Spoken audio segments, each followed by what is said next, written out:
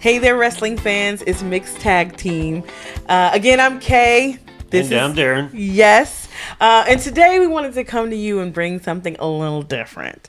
I wanted to talk about the storylines of WWE versus the storylines of AEW. And we watch both. We like both shows. We just see very contrasting differences. Different styles for sure. Yeah, definitely. And some things that we've heard through the grapevine that, we'd love to get your thoughts on in the comments and see how you feel about them, what you feel about AEW's storylines versus WWE storylines. So I'll open it up. So my overall observation, and then I'll kind of let you kind of dive into, Darren, Sure. is I really love the robust storylines of WWE. Do I always follow them very well? No, but I know that every match comes from a storyline. Like there's no just randomness of matches. Mm-hmm. Sometimes the promos get a little long, but you really get into the drama of it. It's like a soap opera, and you just want to know what's going to happen the next week. And anything that's going on, whether a frontline or, kind of a B story, you really still get a storyline for everything. And I love that about WWE. AEW, not so much. You get lots of wrestling. You get matches upon matches upon matches. And they do a lot of work with indie wrestlers and what was the name of that Japanese? New Japan. New Japan. Yeah. Wrestling. And CMLL, one of the Mexican promotions, they're working with them as well. And so it's interesting to see that their promos don't really start from anything or go anywhere. And it's like an introduction of a new wrestler every single week. Yeah. And you don't really see the wrestlers that are on their roster very much. You kind of see the same people over and over, and you see the same storyline. Like there's no differences to that. Yeah. What are your? So I'm similar. I've watched WWE since I was probably 10 years old. So we're talking 1985 Hulk Hogan era till now. With a few gaps here and there. Yeah, I'm an old man. I'm not saying anything. I didn't say a word. So, and something WWE is always stressed more than anything is the entertainment part of sports entertainment. It's always, there's got to be a reason for something. It's not, okay, we're just going to throw a match out there and watch a bunch of cool moves, flip-flops, and, a bunch of gymnastics. And it's, why are they out there? What's the reason they're out there? What are they fighting for? Not just a match thrown together, last minute, which when you look at AEW, like we were just watching earlier today, I think it was a Dynamite. They start with a match instantly. There's no opening story to try to weave the show together. It's just, okay, here's 6 guys and throw into a match, and we'll have a match. And yes, they've had like matches before. That's how they do their storytelling. It's just by matches. Like, yeah, we had a great match 2 weeks ago with these guys. Let's have another one. Or, it's... Like I was saying to her, the only ones that seem to get stories in AEW are your main players. Like the Hangman Adam Page is the champ now. He usually he's had a pretty good story throughout. Swerve Strickland has Swerve good is storylines awesome. Too. His stories are great. I mean, the story between Swerve and Adam and Hangman is great. I mean, God, he tried to burn his house down. He did burn his house down, and he drove like a needle into his neck. A lot of crazy stuff going on in AEW, by the way. They're kind of like Attitude Era WWE was, a lot of craziness, But even their commentary is their commentary. They curse all the time, and it's just crazy stuff going on in AEW. But it's hard for me to stay focused the whole night because it's just these matches after match after match with no reason why they're fighting. No context. And then they like every win matters. They have this little, the little thing under Check their name. the ticker. Yeah, and it's like he's 8-0 on Collision. I'm like, So what is he for the whole what is he on Dynamite? What is he on PLEs or pay-per-views, because they do pay-per-views still. I mean, what's his total record? I don't care if he's good on one night of a week. It'd be like The Rock is 8-0 on SmackDown. It's like, who cares?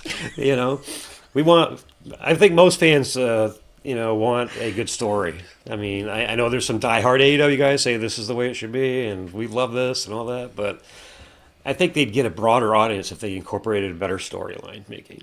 Right. I think a good example of that is what's happening. It's so weird. So John Moxley and what do they call their group? The Death Riders. The Death Riders, yeah. So John Moxley and the Death Riders and Jet Speed, which I think Jet Speed is a great tag team. They're great. Mm-hmm. And they are really good on their own as well. I like watching them. They're very entertaining when they're wrestling. They got, that speed and energy and But there's this matchup happening right now between them, and I have no idea why. I don't know why they're upset with each other. I know that John Moxley, beat Speed, and so that is why Jet got involved. Yeah. I believe it was so this is an example of AEW storytelling. It was reported that John Moxley went into the locker room looking for a challenger, and what's his name, the flashy kid, Speed jumped up and said he'd be willing to do it. Here's your match. It's like, what? That's not storytelling. That's just like, I mean, if the announcers can do all the storytelling for you, then it's not a good story.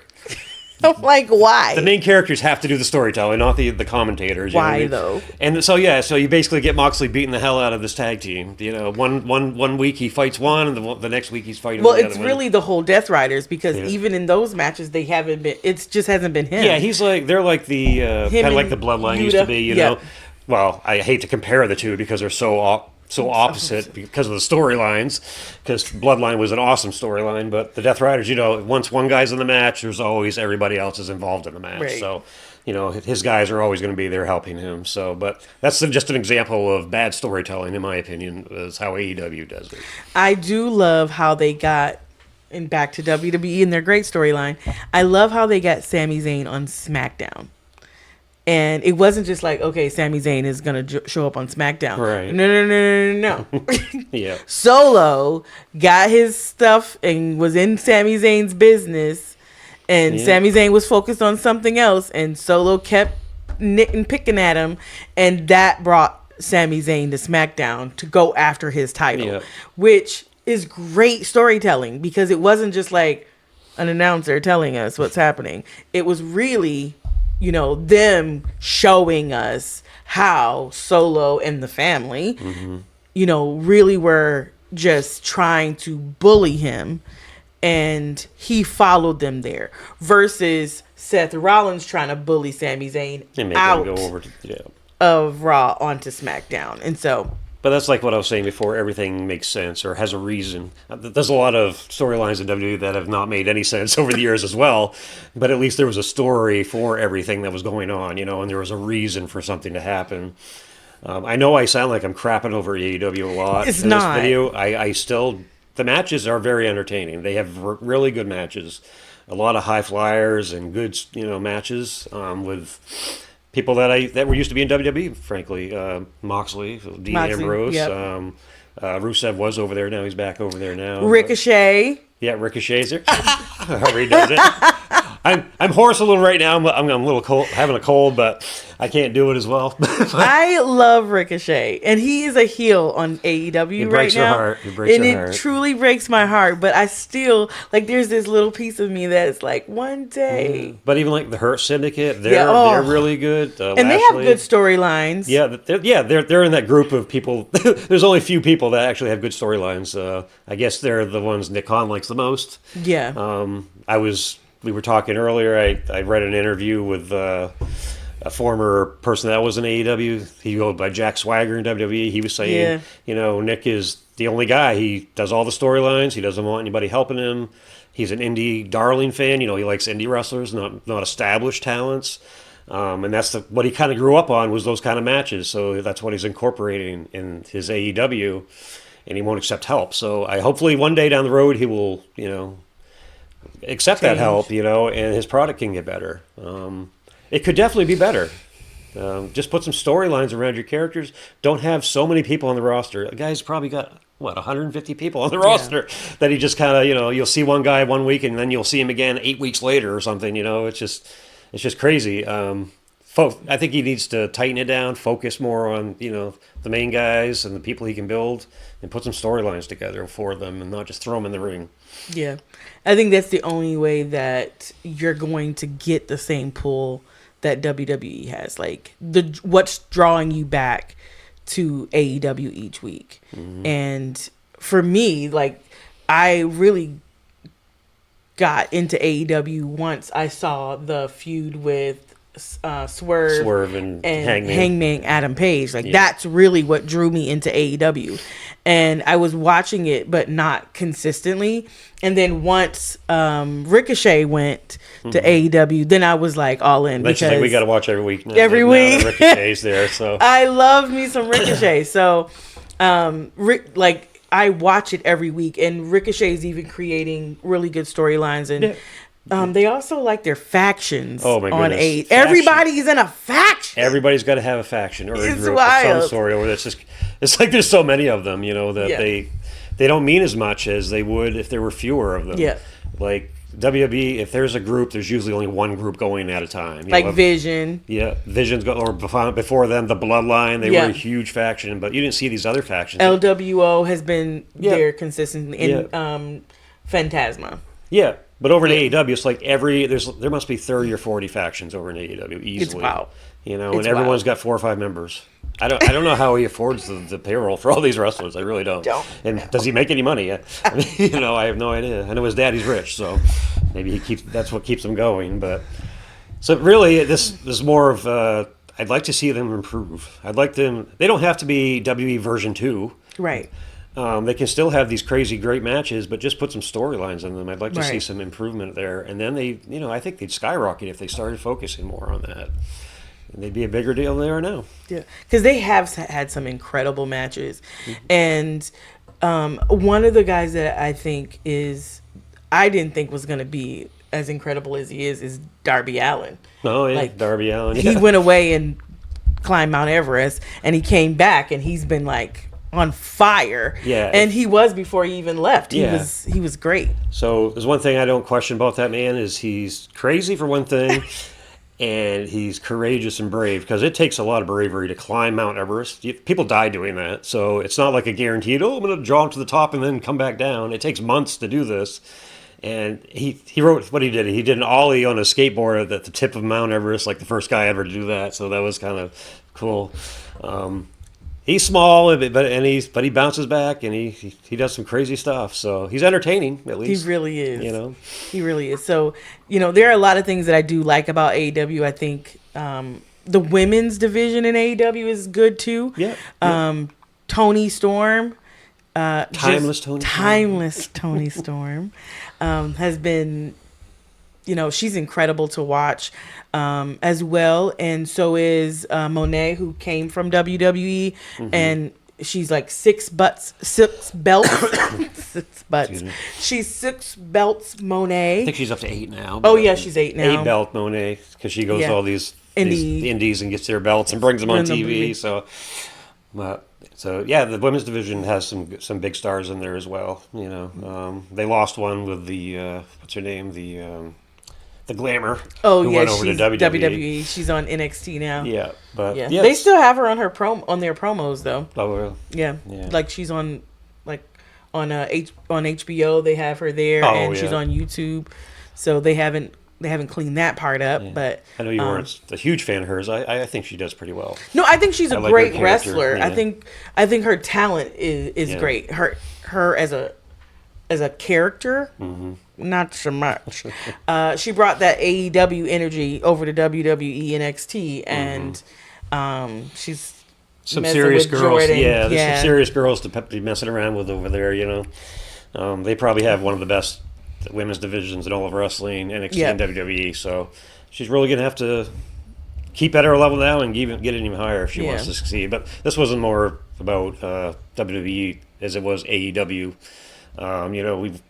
like I said, they have great women wrestlers. We'd like to see them improve as well. Yep. Give them some better storylines to Yeah. go with. The only one that really has a consistent story for women over there is Tony Storm. Tony Storm. You know, timeless Tony. It kind of revolves around whoever has the belt. Yeah, so whoever's got the belt has the storyline, and then everybody else is just trying to get a match Right. on TV, you know. I also, and I didn't mention this earlier, one of the storylines that I did like from AEW as well was the Death Riders up until this point. Like, the things that I was talking about, the Death Riders with Jet Speed, and this has all happened since he lost the belt. Yeah. And that feud has ended. The feud up until then was incredible to watch. Like, you saw him go through so many different people and so many and the way that they kind of maneuvered that was really great. So I would like to see some improvements there in the storylines, but the wrestling and the athleticism and the tenacity of those characters, of those performers, those entertainers, incredible to watch. I love watching them wrestle. Yeah. It's really good. Thank you for joining us for another episode.